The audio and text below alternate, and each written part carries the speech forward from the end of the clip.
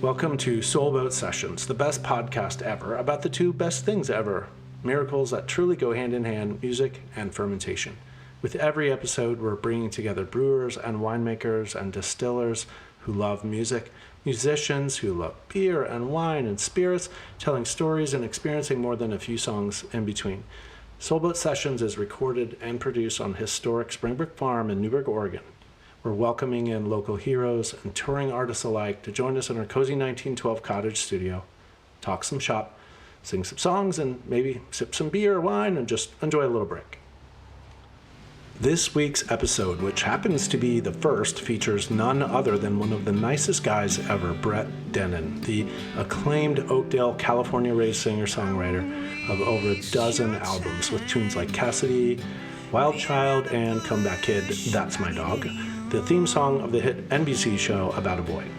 He released his first record in 2004, 1 year after that signed to Universal. 4 years later was opening for John Mayer, touring Australia, topping the folk charts. It's just been an amazing run from little clubs in Brooklyn to Letterman, the Newport Folk Fest, and countless campfires in between. Chances are you've heard these songs and other jams, and if you haven't, it's really time to check out his insanely hummable records. With the new summer 2023 tour kicking off as we record this across Europe and the United States, and a whole bunch of other interesting pursuits he's behind, which we touch on in the show, just so refreshing to meet an artist who's down to earth and laid back, and you could almost forget he's earned nearly 1 million followers monthly on Spotify and raves from Rolling Stone on down. So grab a beer, relax, and enjoy this episode of Soulboat Sessions with Brett Dennen. Well, welcome everybody. Thanks for listening and tuning in to the podcast. We're here with a very special guest, Brett Dennen, whose bio is incredible. Consider this: voter, musician, singer, songwriter, artist, dad, nature lover, Californian, and outdoor lifestyle maven. I think we can hopefully add beer lover to that list of things. We're so glad to have you. It's such a huge honor to have you come out to the farm, visit this place, and hope Oregon's making you feel welcome. And yeah, thanks for coming. Let me ask you a question. Is this beer that I'm drinking? That's a beer. Okay. Have you heard of people ever say that that a stout is not a beer? I have, and that's really splitting hairs, right? You know, because it's a style, But what does that mean when they say that? Because I was in Ireland for a couple weeks. We were drinking every night. We're drinking a lot of Guinness, and staying at a friend's house, and we were drinking Guinness, and I said, let's have some more. Or we were arguing about how many beers we were drinking, and he's like, well, we haven't had any beers. Like, well, what are we drinking? It's like, that's not a beer, that's a stout. Oh gosh, yeah, no, it's all a beer. I think so. In the UK, there's there's ales, stouts, and beer. Yeah, I mean, it's a sort of a local lore to call lager and beer and ale and stout as if they were all different parts of completely different, not part of the family tree, but it's all a beer. Certainly one tree, which is all beer, and ale and lager. But they won't call all of them together as a beer. Yeah, I mean, it's cultural, and you get that here sometimes in the U.S. Really? Yeah, sometimes. Snobs. But it's all beer. It's all beer. But they had. So did you go to Dublin and drink Guinness there? I have done that, yeah. But that's not what I'm referring to now. This was up in the north, but okay, nice. A friend of mine had a bar in his farm. Nice. A pub. A pub. Yeah. A proper pub. A proper pub. Was there music happening? No. I'm not. My memories of pubs in England and Ireland are crowded and loud and warm and sometimes some good music, but sometimes it's a little of everything, shall we say. There's a lady that I work with in Telluride, Colorado. She's a promoter. She's Irish, and her family has owned this pub for, I don't know, hundreds of years, and it's across the street from a graveyard, and it's one of those pubs that you're not allowed to play music in. It's just a proper drinking pub. So you can't like roll in there with a violin or a guitar and just start singing shanties. They don't allow none of that. It's just a place to drink. And somebody, well, I don't know who it was, but somebody like in the music world or well respected in the music world passed away and had a funeral in the graveyard, and a bunch of musicians and like famous ones like Bono all came to the pub afterwards, and they wanted to sing a song in honor of the person that they were celebrating, and the grandfather wouldn't let him. He kicked them out. Sorry. You're breaking the rules. Can't do it. Nope, not for you, not for Bono. Nope, no one. Especially not for Bono, right? Yeah, sorry. Oh, that's classic. Have you spent a lot of time in the UK? No, just go there for shows and come back. Yeah. Yeah. We love to hear about this tour. You've been on the road for a while. You were hitting some awesome ski areas, and then up in Seattle. And how's it all going? And what are some takeaways from your journey so far? Well, I don't really consider it like a tour because I don't have a new album out that I'm promoting. We're just out here playing shows, keeping connected with the audience and making a living. But yeah. It's been good. I did, the ski thing you're talking about is every year I do an annual ski town tour. And I get to ski and play music for ski people, and that's always fun. So I did that earlier this year. But right now we're just doing a few shows here in the Northwest, and then we're going to go to the East Coast and play around a little bit and then go home for a little while. Nice. That's where I first came across your music through mutual friends and got to the shows. And I remember seeing shows at Terminal 5 and some other venues and just having so much fun. It's been quite an awesome career to watch. And thanks. Yeah, really, really incredible. It's so cool that you're here. It's a big honor for us. So really excited. But you said the last record that you had was See the World? See the World. Yeah, that's such a cool record. Thanks. I mean, I think people really connect to, that wanderlust idea and the wildness idea. And I was reading a bunch of lyrics and, seeing references to wolves in the woods and going out there. Are you still getting out in the outdoors a lot? Yeah. It's a big part of my life. Yeah. We split our time between a little town and the beach, and then a little place up in the mountains. That both places are abundant in outdoorsiness. Like whether you're surfing or hiking down by the beach, or in the mountains, backpacking, camping, hiking, skiing. Nice. What do you take from those experiences to your music? Not just lyrically, that's but a good question. Is there a mindset? Or I don't think. I mean, there's definitely. That's a good question. I don't think there's like maybe sometimes I'll have an idea being in nature, but I think it's more of an indirect thing. I think just your surroundings influence you, right? And they also inform you, right? Like you sit by a river and you have an idea, or you sit by an ocean or something and you're thinking on something, and you'll have some sort of clarity, And if you don't have that, maybe it's just taking a walk or whatever. But I just choose I choose nature as just my place to go to. The well. And I've lived in cities before, and even when I did that, I still would try to get out and be outside. It would be harder, and fewer and further between. But now I just try to make it more part of my daily life. But sometimes, like I totally get an idea for a song while being outside on a walk or skiing or on a hike or something like that. And so sometimes it works that way, where it's very directly. You just inspiration comes and you start working on a song because you got a melody in your head. Yeah, it's kind of like, I think about getting into that hiking state or skiing where you get into kind of your troubles kind of melt away, get into a bit of a flow state where you're in a different reality. You're not, you might be thinking about your problems here and there, or about, solving something or other, but suddenly, you get warmed up and you kind of like enter a different dimension almost where your mind relaxes and different ideas can come up. Yeah. We try to spend a lot of time here at foraging and like finding ingredients and doing a lot of stuff. Oregon's really lucky, such a great place to grow up and live because of all the beaches. I mean, Northern California too. Where exactly are you in Northern California, where you live? Well, I grew up in the Central Valley, the San Joaquin Valley. Yeah. But I don't live there anymore. Now, when I'm up there, I'm up in the mountains above in the Sierra Nevada and up on Sonora Pass in a little town called Strawberry. Is it covered in snow still? Yeah. Oh my God! What a winter! Yeah, second highest snowfall on record. Yeah.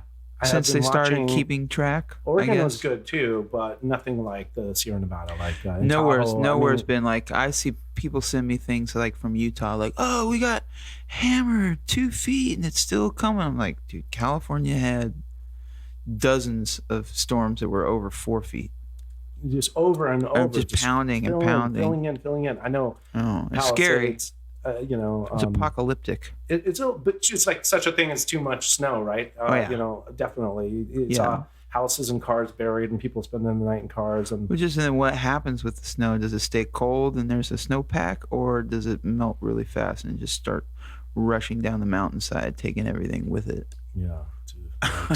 No, there were inbound avalanches in Alta and Snowbird this year, and is that where do you ski there? I've skied Snowbird. I've never been to Alta. Yeah. It's one of my dream spots for sure. It's the center of the universe for skiing for me. You think so? Really? Yeah. Oh man. Have you ever seen that video? There's a video that someone posted that went viral, and it's like a Three Dog Night tune, and like it's called like Powder Skiing Alta 1974 or something. Mm-mm. It's so awesome, and it's like Super 8 footage, and these guys are shredding on long skinny ass skis. And they're just killing it in like waist deep powder, and it sets such a vibe. You're like, oh yeah, take me in a time machine to Alta 19. Well, it's still like that. Skiing it's like when you get to Alta, it feels like a pastime. Like it's just the culture is still that. The skis are different, maybe, but the attitude hasn't really changed, and they don't allow snowboarders there, and it's very quiet. Yeah. It's not. You're not looking at advertisements, or there's not music blasting out of a lodge or anything. It's just nature. Low key. Yeah. And it's right up there on the crest of the Wasatch Mountain Range. Had a friend recently go to Alta. Every year he tries to get me out there, and one of these years we're going to make it, but twice in a row he's had the interlodge experience where it starts dumping so much that the road gets closed. Mm-hmm. No one can come or leave until the road is reopened. Yeah. And they're just like, and then the ski area opens. Yeah. So for people who don't know what we're talking about, there's these 2 legendary ski resorts that are right next to each other in what's called Little Cottonwood Canyon, which is 45 minutes away from Salt Lake City. You just drive straight up into those mountains, and there's only one little road to get up there, and it's not like a mountain pass where you can just keep driving over the mountains. You drive all the way up this little canyon, and you drive all the way out. And oftentimes, like multiple times during the season, there'll be so much snow that they lock the gate and people can't come up. But the people who are up there already are stoked. You're stoked. The definition of stoked. Yeah. Can't leave. One of these days we'll make it up there. Well, back to beer for a sec. Sure. You mentioned your dad homebrewed, and like, did you have a formative beer growing up? Like, everyone remembers their first taste. What was your first taste memory of beer like? Oh, probably the first beer I ever drank was probably a Coors Light, and I just remember it being kind of bitter. My dad was he was really into beer. He always said that he brewed beer because you couldn't get good beer, and that's why he stopped brewing beer, because you could start getting good beer in the 90s. You could, like mid 90s, like you could get everywhere you go. The boom or whatever. I don't know what happened, but breweries were just everywhere. Crazy. I mean, I remember like being a kid, if he would buy, like he was a carpenter, and on his way home from work, he would crush a couple Coors Lights, and then you'd throw them in the back of the truck, clank through the window, open up the little throw them back there. So I used to pick up the cans and fill them up with water and pretend to drink them. But if he was like buying beer for the house, he wouldn't really ever do that because he said it's like pointless. You can't find good beer. But if he did, it would be like Anchor Steam or ESB, something, or ESP, Red Hook, right? Red Hook, yeah, that was a big he would one. get that, and like those were really the only craft, or I don't even know if you call them microbreweries back then. Those and like Sierra Nevada were really the only things that I remember when I was a kid that were like beers that he liked. But then I do remember there was a time in the 90s where you could just get like, he used to take, he and his best friend would go on beer trips. They go backpacking in Utah and hit some breweries on the way. Good way to go. Yeah. I mean, like, finding a local beer, whenever you're on the road, chances are you're going to look at the tap list, you're going to be like, what's local? I mean, for me, it's just the default. I want to know what people are drinking, why they like it. And that's part of the fun of travel. You know? And there's so many more beers now, though. In the 90s, there were 200 or 300. It's overwhelming how many beer. Everybody's a brewery now. Everywhere you go, every town's got a freaking brewery with a freaking line out the door. And people are like in their chairs, and like, what are you doing? It's a lot. Waiting for the can. Yeah, I mean, you put it in perspective, there were like 300 or maybe 400 breweries in the U.S. when I graduated from college in '96. Now there are 9,000 in the United States. Just an unbelievable flowering. I mean, the population's grown too, but you could say that, a lot of different factors led to that. But it's like food. The food world. People want good bread now. They want good coffee. They, anything that was a commodity is now a specialty. Even salt in Oregon, people like use local salt. It's awesome. I wonder if, after 9/11, there was like a whole movement of like when the president then said like, don't go travel to Europe, don't go on these trips, stay here in America. I don't know, this could be total bullshit, but like I wonder if that started to set the tone. Like, let's just make our own places like more vibrant. Let's have breweries in our own little town. Yeah, I mean, I think the Portland was like really one of the homes of like the crappier thing, and I think like cheap real estate. There are a whole bunch of old warehouses that people could rent and get in there and like start their thing. And you mentioned Red Hook before up in Washington. Those brands I think it's just tapped into sort of a huge, like overwhelming need for people to get away from like mass corporate crap that has overwhelmed the country in every way. So fortunately, not all of them, some come and go, but there's still many breweries that opened in the 90s are still around. But yeah, I think it just was like there's a yearning, it's like a natural yearning for wilder, more authentic flavors and more interesting flavors. Maybe I feel like the food world really parallel to that. And I think the booziness has something to do with it too. Yeah, like people wanting beer with more alcohol than Budweiser. I would say that's true for sure. I mean, part of it, but for us, speaking for Wolves and people, we definitely are on the lighter side. We go for lower ABV beers, but drink more of them. What's that? You can drink more of them. Yeah. Well, it's like it's sociable. For just holding conversation, playing music, doing what you need to do. It's low key around here. That's my plug for how moderate everyone is at Wolves and people. Yeah, no, but seriously, most of our beers are under like 6%, 5%, and like Bud Heavy, the classic is 5%, so most of our beers, we're right now we're drinking Cara Stout, which is 4.3%, like literally the same ABV as a Coors Light, but you couldn't even put them in the same universe flavor-wise, or any stout in a Coors Light, so the Silver Bullet. I had the same Coors experience as a kid. My parents were like, oh, the only beer that is worth getting is Coors. We got it and put it in the trunk of the car and drove it over the mountain pass, and we brought it home, and it's like this rare thing, and we believe that. And to the extent that it seemed like this incredible, kind of like Excalibur has come to the the stone, and it was just a mass corporate beer already, but it convinced people successfully that it was. Yeah, and the marketing. And there was, I think the light version of Coors and Bud had just come out too in like 80 or 79 or 80 or 81. I think they started making Coors Light right then, and people must have just been like, oh yeah.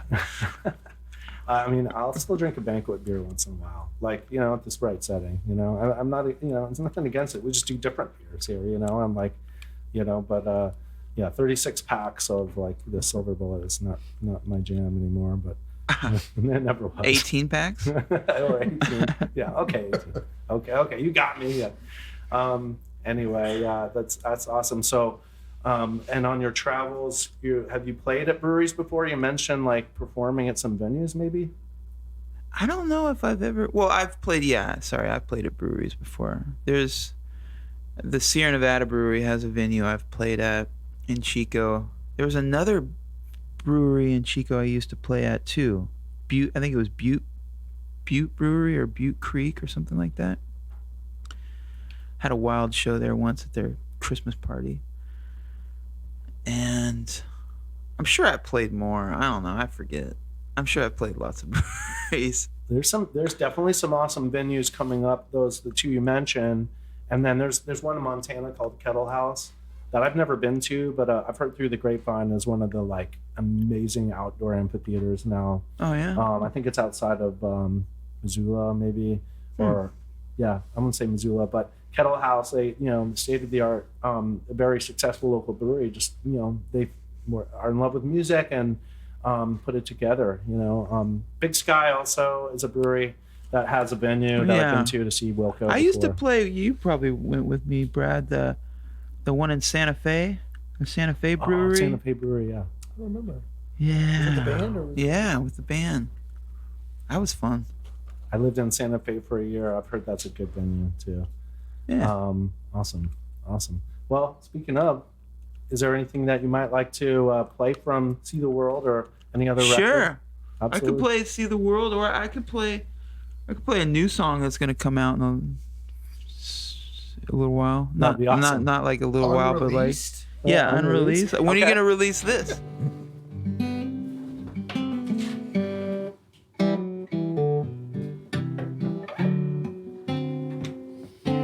Okay.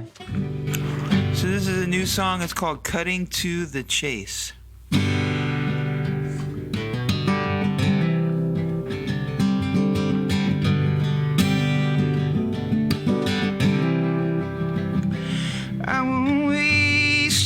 Time beating around the bush like an idiom on a wild goose chase, leaving breadcrumbs just enough to hold in your hand.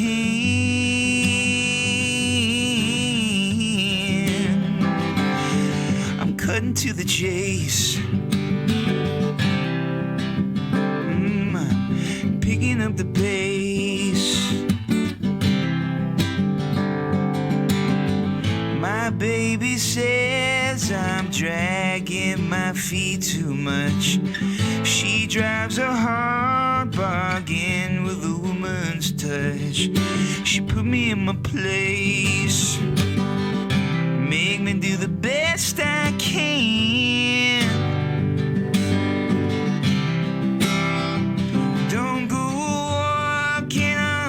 Shells, dancing around the subject like a disco. Cut me into pieces with an insult, just enough to hold in your hand.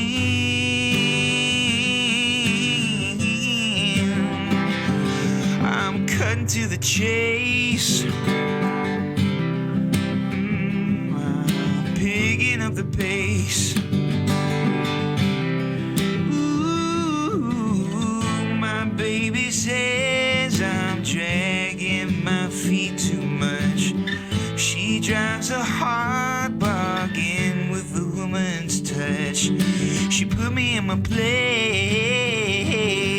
I'm doing the best I can.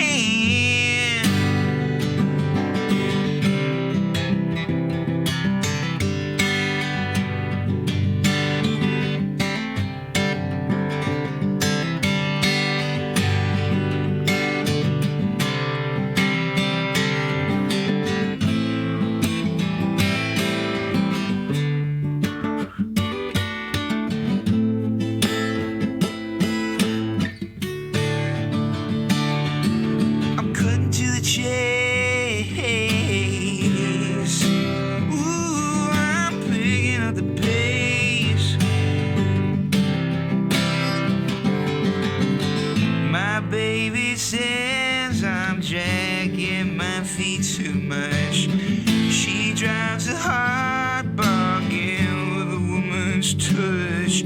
She put me in my place. I'm doing the best I can.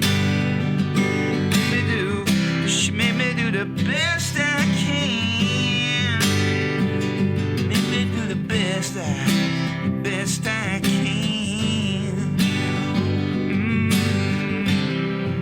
The best I can.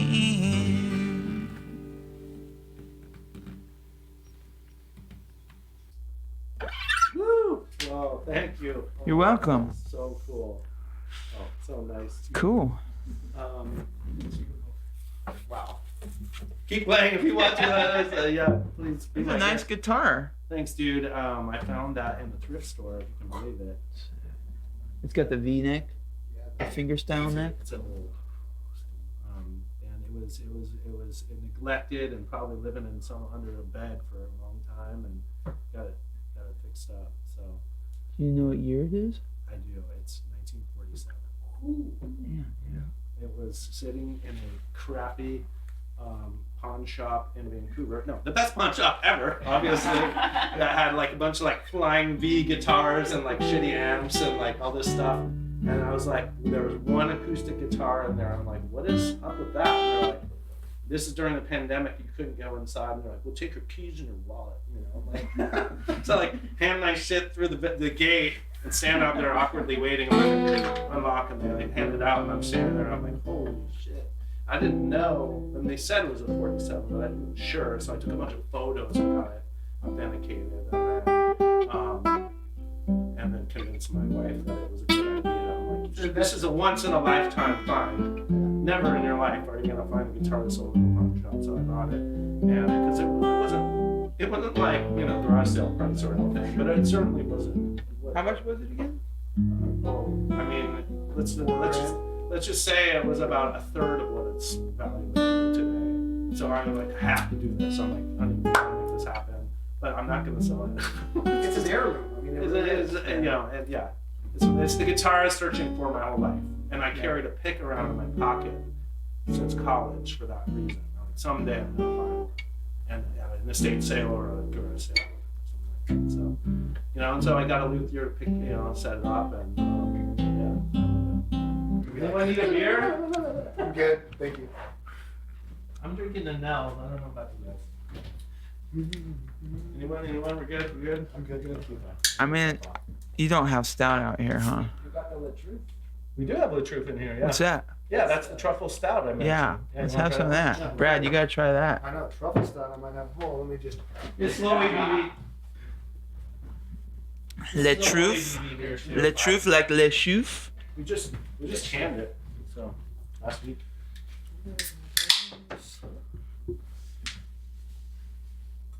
I like that. I like your song too, the Seagull song. That if you You like that? You want to try La Truth as well? Yes, please. 5%. Dude, it took me so long To play that. and I dumbed it down too because what I was trying to do was that Lindsey Buckingham thing where he plays two different, Singers, yeah. where he does two different rhythms. Yeah. Can we So I was trying to go, We're good. Okay. and then instead of doing this, right, that's all the same rhythm. I was trying to do where I was trying to do it like that, And then play bass. and then play. Yeah.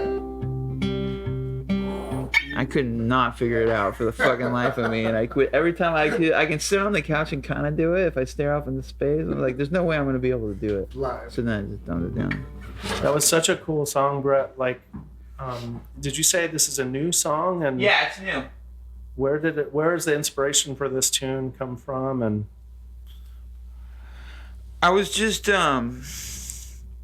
we were working in the backyard, and I was just strumming on the guitar, and like just cutting to the chase came to mind. And I don't often write songs this way, but I was like, how can I build a song around that, cutting to the chase? And I didn't know what to do until I had the line.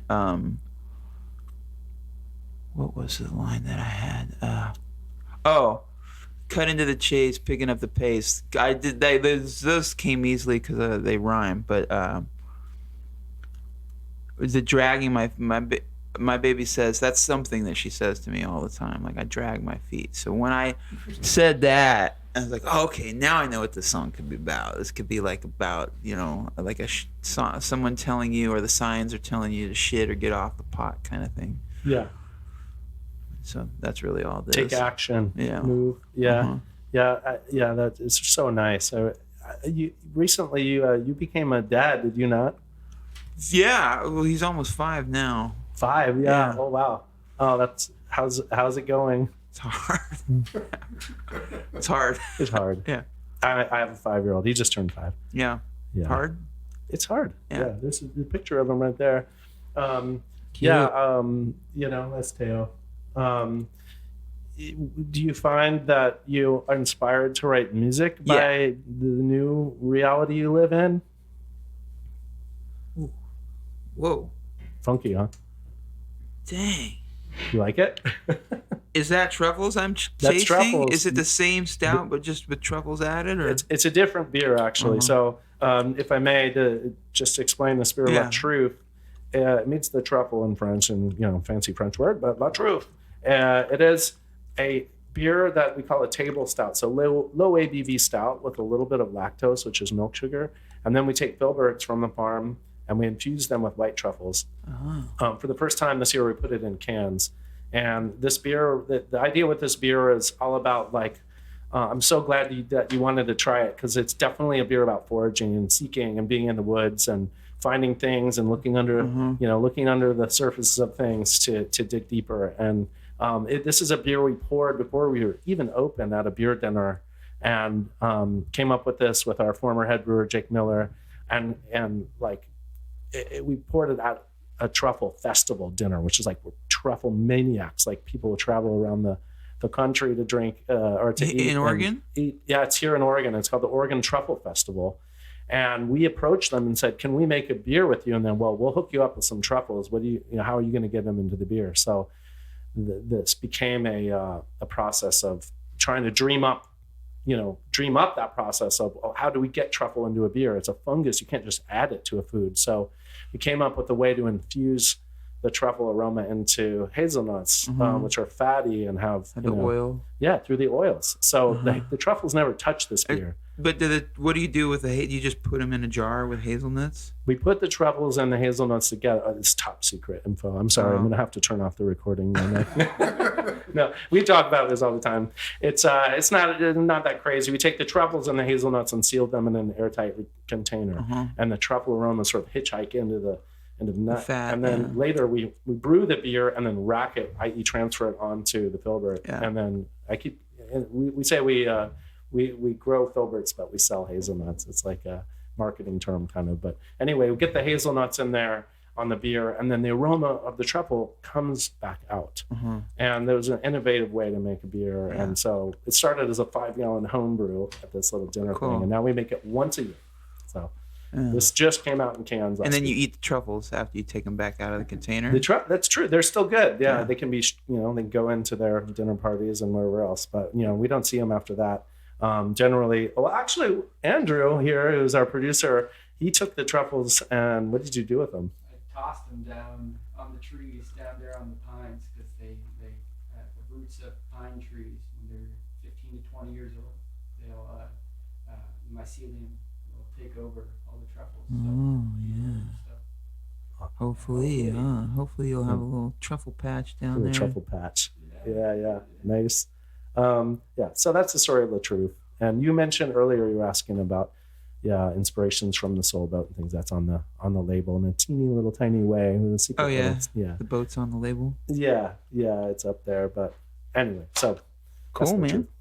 But back to the song and dad, fatherhood and touring is do you find that like inspiration or the challenges, or I don't know where I'm going with this. I know that being a dad running a brewery and all the demands of life are difficult, but it's difficult, but it's like on one hand I want to work harder than ever, because now everything like the first thing that happens when you have a kid, as you know, is like you realize you're not the most important person in your life. You know, someone right in front of you is more important than you, and they matter more than you do, and their happiness is more important than yours. Their well-being is more important than yours. So you think about, what do I do? What do I bring to the world? Okay, I know what I do. I have a profession. I want to work harder at it. Yeah, you want to lean in. I hate that phrase in a way it's so overused, but you want to. Yeah, I hate that phrase too. Like do lean in. What you know how to do.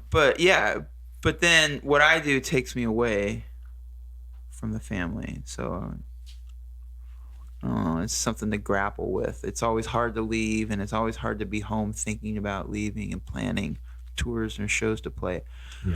But it feels good when I'm out here to do it, because I know that it's meaningful. You know, there's a purpose to it all now. Yeah. And I never had a purpose before.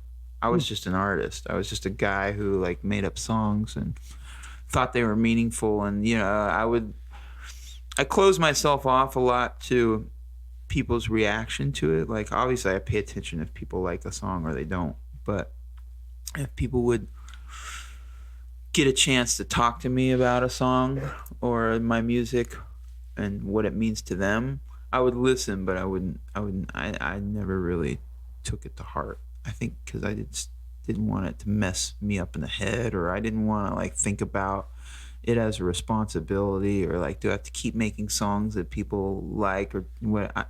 I just never really took it. I don't know why, but I never really took it to heart.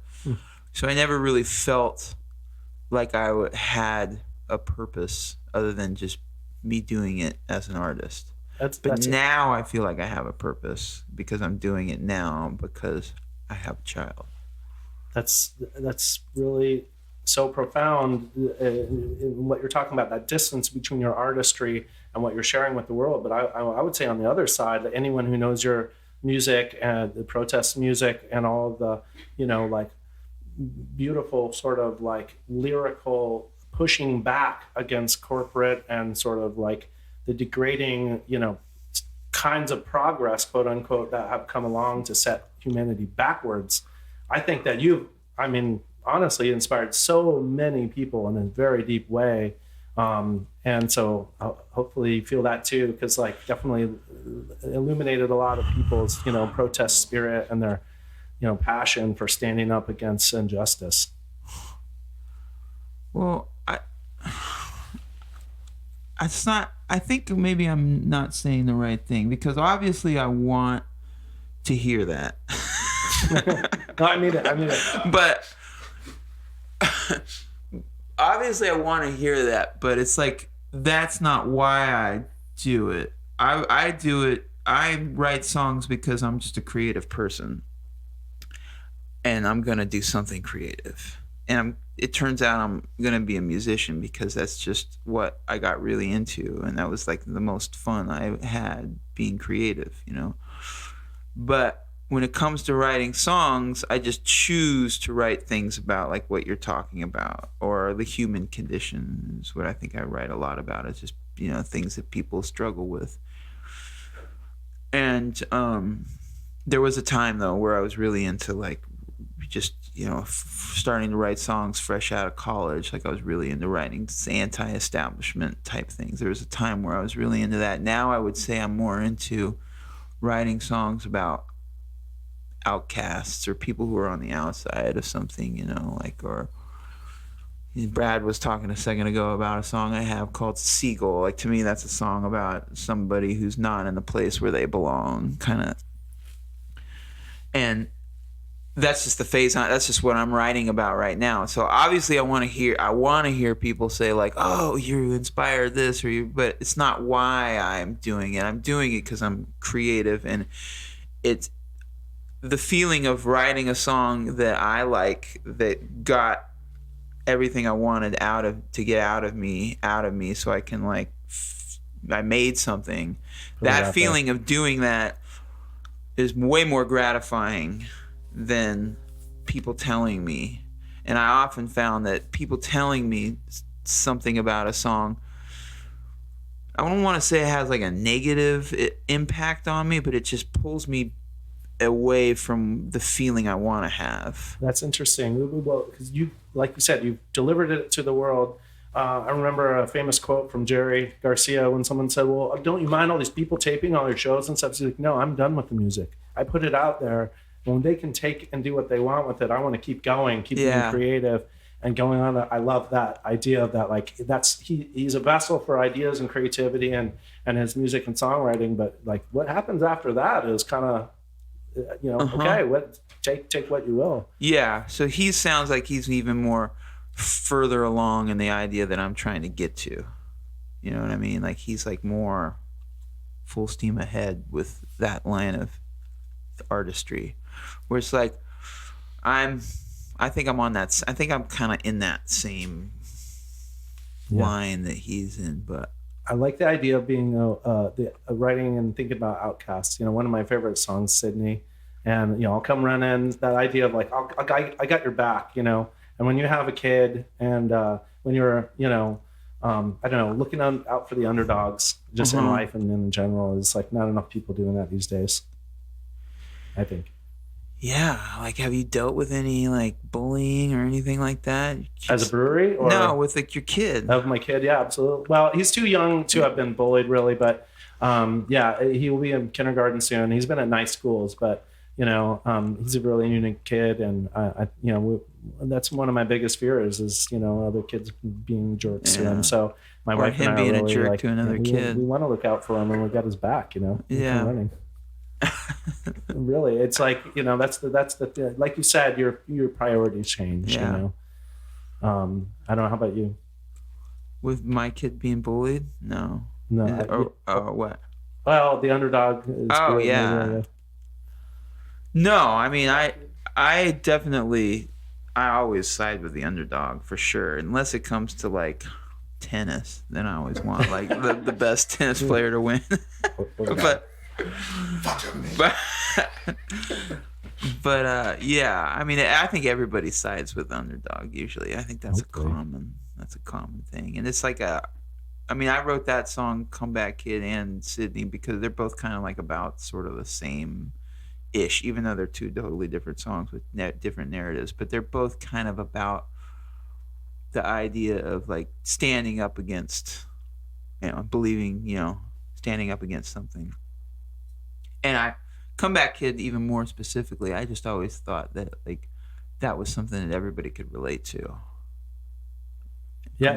When I was listening to it the other day, I love that tune so much, and it kind of reminded me of, for whatever reason, I was thinking of me and Julio down by the schoolyard. I'm a Paul Simon. Simon fan. The idea of being like a kid and being little and like scrapping around with your friends, and that feeling of being like, it's a righteous feeling. Yeah, that song is brilliant. It's like gotta be one of the greatest all time.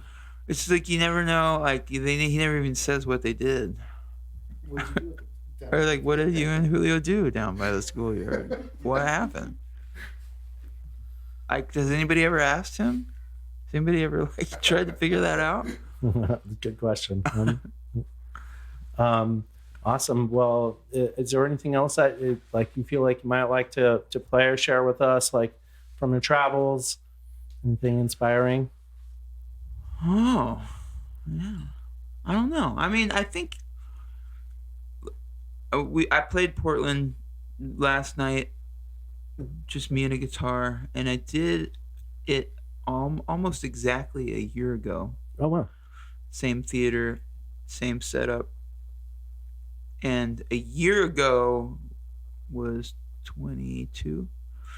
And so we were still kind of coming out of pandemic, and it was like, I remember after the show last year when I played it, I remember thinking, I don't know about this. I don't know if I should do that again. Like it just seemed like it wasn't all that it could be. The crowd was light, and the crowd was kind of dull, not really into it. It seemed like, I'm sorry to hear that. Like I was working, but I think last night was so good. I mean, the crowd was crazy. They were freaking screaming, and it was packed, and they were like, and just like great energy from the people.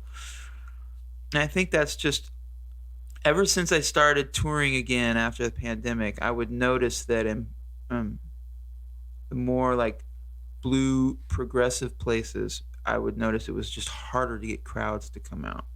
People were still like not Hiding sure. out from the. Whereas yeah. if you guy go play in like Idaho or something, it'd be bananas. Just that cultural difference, and feel like, and for good reason, right? People are educated and they I think the last few make years, their decisions for whatever reason they do, and it's just like I feel like now it's kind of getting back to a place where people are like, all right, let's be ourselves again. did you write music during the pandemic? Like Hold Up? Nope. Not at all. That was such a like cliche in a way. Like, yeah, I'm gonna become a master bread baker, or I'm gonna do all these things. And I like, did that. Yeah, no, I didn't bake any bread.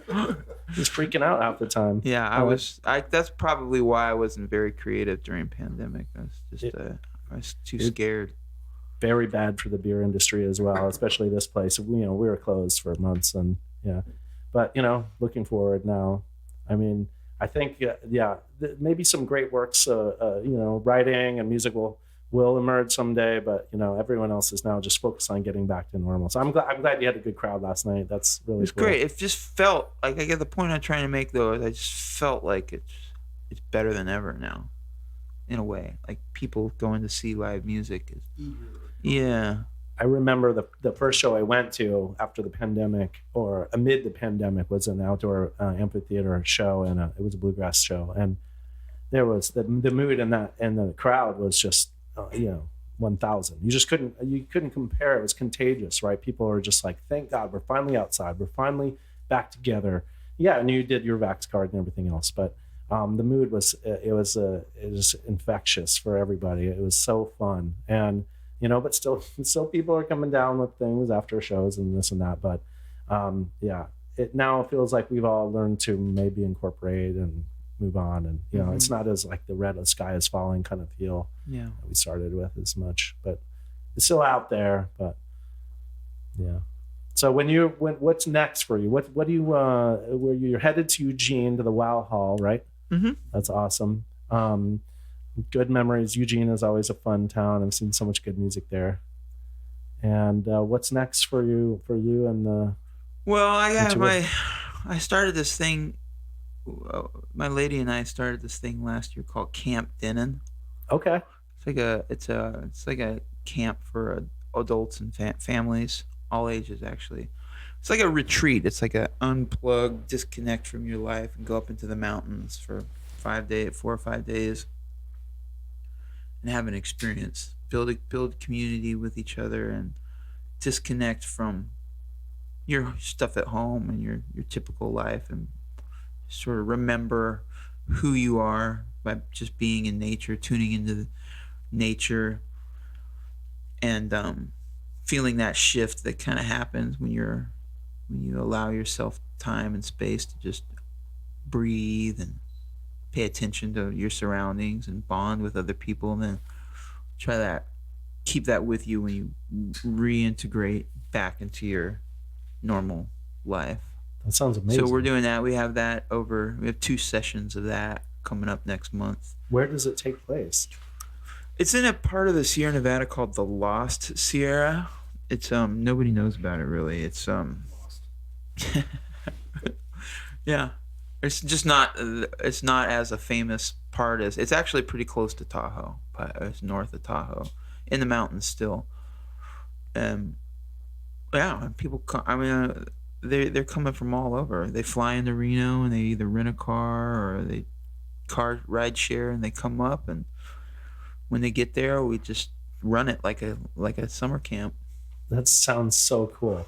That sounds just like really, really fun and relaxing. And is it small groups? It's a small group, and there's, of course, I'm playing guitar and singing a lot, and we're going on hikes and doing crafts, and I teach a watercolor painting class and do campfires, sing along, communal meals. We do wellness activities in the morning. Every day's themed, so it's kind of like driving in the point of it's kind of like letting go of who you think you are and just trying to reconnect with who you really are. That sounds really quite amazing. So painting, you're doing some watercolors, right? That's so nice. Yeah, thanks. And so people, if they came to camp, what is it called? Camp Dennen. Camp Dennen, nice. They're painting and doing some yoga. And hiking. And I mean, this year we're gonna step up like the kitsch factor a little bit. Okay. So we might have like archery or something like that. Nothing could go wrong, and we're looking. Yeah, what could go wrong? With that? We're looking for some apples and to put on people's heads. Oh, that's classic. That feeling of summer camp though. I went to a music camp for many years in the summer. It was the best feeling. A bunch of kids for up to a month hanging out. It was at a college campus, and we played jazz, orchestra, different stuff. But it was really about the feeling of being there. No one listens to the music anymore. All that was in the moment. It was all about just being there with the people. Yeah, and that feeling being away of, from like, home, little freedom, a little summer camp. And that's what it's all about, right? Because I went to camps growing up, entirely different. It wasn't music camp. It was up even like more remote, even more cutty, like high alpine summer camp, and very different experience, but the same experience. It was really all just about being away from home and sort of like breaking away from that, finding your independence, and then looking around and seeing that everybody's having that same experience, and it's a shared experience. And so you can either reinvent yourself, or you can really try to tap into who you really are, or show different sides of your personality, but you're also bonding with people, and you're believing in them and they're believing in you, and you create this lifetime connection. Even if you never see that person again, you're still connected because you went through that experience with them. That's so cool and so lacking today. We're like, social media was supposed to unite us all, right? Make us less lonely, but actually everyone's more isolated than ever, and more in their own little cone of tech silence, and so getting together face to face is really what it's all about. Yeah, you couldn't be more right. How do people find out about Camp Dennen and all of your music? Social media. I mean, where? Yeah. Well, Camp Dennen, I mean, it's a dream. It would be a dream to be able to bring Camp Dennen to more people, but this is only our second year, and we've gotten amazing feedback from it, because every time we announce a weekend and put it on sale, it sells out really fast. It sells out faster than like my concerts do, because what you're saying, people are they're craving something. A chance. Like, people want to get away and do something cool, and some people just want to go to the mountains. But if they get to do it with a musician they like and a bunch of other, that's really special. But I usually just announce it on my website or social media, or I have an email list too. But you can just go to brettdennen.live. That's my website. Awesome. Yeah, we will definitely share that, and hope everyone who's listening to the podcast will check out the site, the camp, all of the music, all of the great past records, including the latest and everything coming up. Can you talk about any upcoming recordings, or are there any other projects in the works that you can share with us? Well, that song I played before is going to just come out on its own as a single.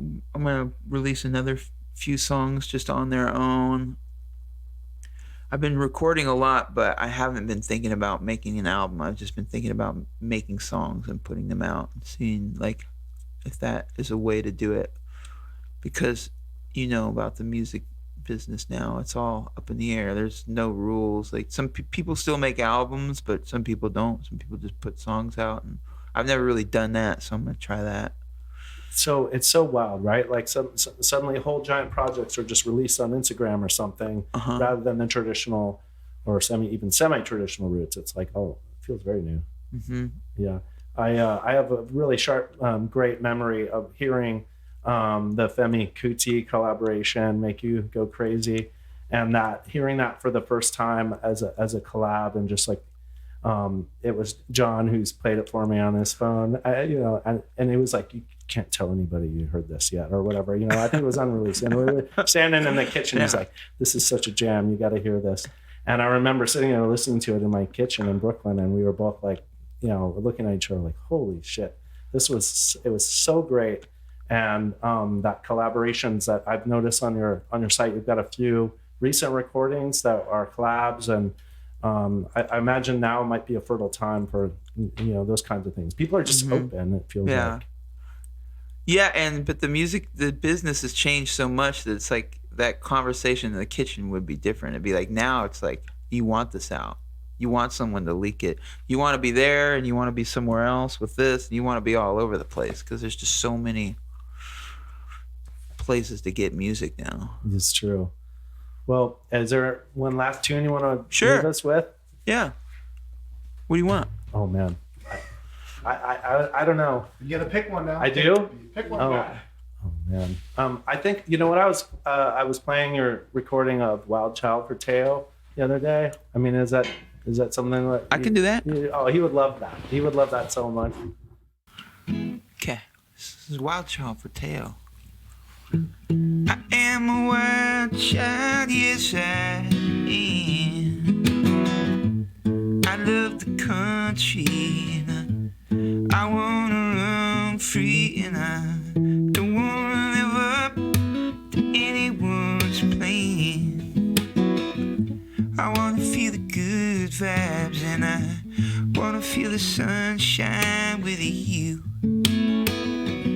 by my side. I am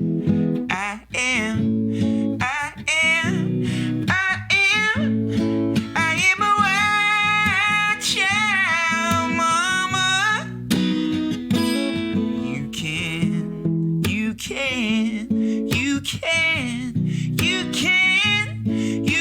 hold me tight if you want.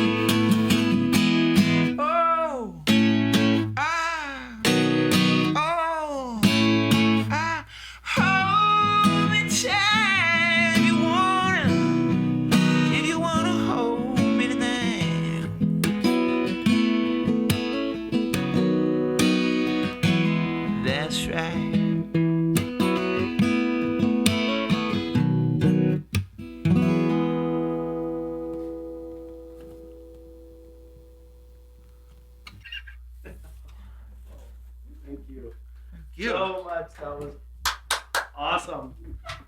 I can't wait to show him that. Heck yeah. Heck yeah. What's he doing right now? Is he at Oh, preschool, man. kindergarten? What's that? Is he at school? No, it's Saturday. What's he doing? Right now, he's at the Camellia Festival. What's that? It's a little thing in Newburgh. It's actually a big thing. There's like thousands of people there. Yeah. It's like a run and a walk, and it's all about camellias. They grow here, so yeah, it's a nice thing. And yeah, that we were hoping to bring him to the show last night too. We're like, it didn't happen. But he loves music. We brought him to some shows, and he's very like, he loves music, and he kind of lights up when we play stuff for him. And yeah, sometimes he's like, "Daddy, no guitar." I'm like, come on. Yeah, but other times he's like, he'll come over and like put his head on me, and it's the best. He's great. So, thank you so much for that, Wild Child. You're welcome. Amazing song. Thanks. When did you write that song? For 2011, 12. It's maybe? awesome. 2012. It's I don't know. awesome. Somewhere around there. Yeah. Thanks. Thank you, and thanks so much for being here, a part of this. Like, we're really thrilled that you could make time in your schedule, and we hope everyone will make sure they check out the tunes, check out the records, check out the site, Camp Dennen, all the good things you have going on. Thanks for fighting the good fight and like Thanks, man. keeping people, thinking about the important stuff, because it's never been more important. And we are really, really, really glad that you made it. So thanks again, and safe travels. Thanks for and letting us into your little world here. Oh, You're doing a beautiful thing. Thank you. The flowers driving up the drive, all those daffodils, really. It's like beautiful. Overwhelmed by the daffodils. And the beer's good too. Thank you. Thanks a lot. My dad will be glad that you said that. He planted them all. So yeah, the meadow. So safe travels. Thanks for listening, and good luck down the road. Okay, thanks. Cheers. Likewise. Sold Out Sessions is brought to you by Wolves and People Farmhouse Brewery in Newburgh, Oregon, brewing experimental, distinctive, and delicious farmhouse and wild ale since 2016. Like Honeycomb, Instinctive Travel Saison, Oregon Beer Awards Gold Medal winner Traveling Companions, Crush Pad Pilsner, and many more. Look for our handcrafted beers across Oregon, distributed by Day One, in the great bottle shops in the following states so far: Colorado, North Carolina, Virginia, New York, and more to come. Wolves and People Farmhouse Brewery, which is open Wednesday through Sunday every afternoon and makes the ideal spot to gather with friends over a picnic and some delicious brews with hyper-local ingredients. Look for the weekly Bluegrass Jam every Thursday. We are Wolves and People. We are wild and sometimes tamed. Come run with us. Sold Out Sessions is recorded and produced by Wolves and People Farmhouse Brewery in a tiny but mighty 1912 cottage with old guitars on the wall and an ever-dwindling collection of fresh beers in the fridge. The show is lovingly recorded and produced by none other than Andrew K., who plays a mean guitar himself, so follow him on Instagram at Andrew K. That's K-A-Y-E. I'm Christian De Benedetti, your host and co-producer, and not coincidentally the founder of Wolves and People Farmhouse Brewery. And we would like to thank all of you and the following amazing folks for making this podcast happen. First and foremost, Brett Dennen, thank you for your time on the farm. It was simply magical. Old friend John Ishak of McManagement in Brooklyn, New York, and everyone on Brett's team and at home and on the road. Martin Guitars for making the 1947 D18 you heard on this episode. And follow us on Instagram at Soulboat Sessions and let us know what you think. Send us rants, raves, and if you're really feeling the love, some $2 bills via Venmo at Wolves and People. That's ANDPEOPLE. We'll take your ideas for new episodes, corrections, complaints, odes of praise in the form of those $2 bills. And if you're an artist or manager and you want to appear on the show, by all means, send a smoke signal to podcast@wolvesandpeople.com and tell everyone you know that loves music and beer and all forms of fermentation, there's finally a podcast for both. So keep listening. Thanks for your time. Keep the strings warm and the beer cold, and we'll see you next time on the Soul Boat Sessions.